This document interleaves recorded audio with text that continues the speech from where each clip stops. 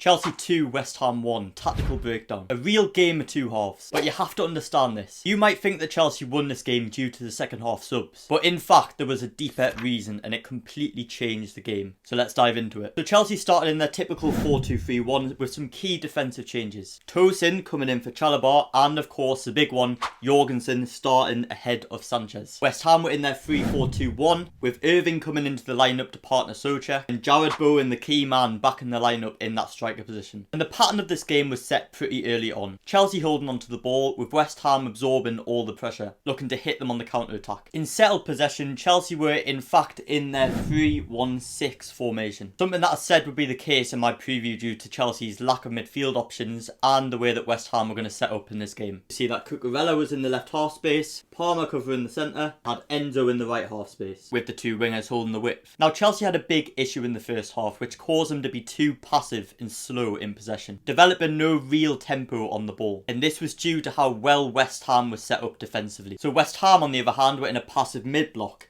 They were not instigating any sort of press, they were just inviting pressure onto them because they knew they were in a solid structure. And their two inverted wingers of Kudus and Soler had dropped back to kind of join the line of the two central midfielders, making that line very narrow and compact. Now when the centre-back has the ball here, they're looking to find one of two players, either Cucurella or Enzo, and this is why. These guys had the most space of anyone in a Chelsea shirt, because they know that the West Ham wing-back is occupied by a Chelsea winger. They're also on the blind side of the opposition inverted winger, in this case Soler. Therefore, the only player who can press into this zone, really, is one of the wide centre-backs. However, doing this is always a risky play as that ball is always on in behind them. I saw that a couple of times as well. So these were Chelsea's two main outlets, who they wanted to get the ball to. However, West Ham was so narrow that they were blocking off those passes into those number 10s. And so this led to this movement instead. Enzo moves wide to receive the ball, but the issue is here that no one has filled the space that he has vacated. So when he receives that pass there,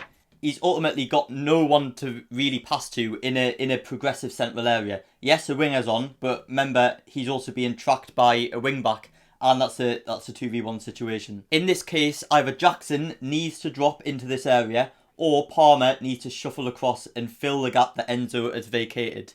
And then, once Enzo's turned, he's got that passing option there and Chelsea can play forward. As you can see, they force the ball backwards and it just goes round in circles from here. And that was a very frustrating pattern in the first half.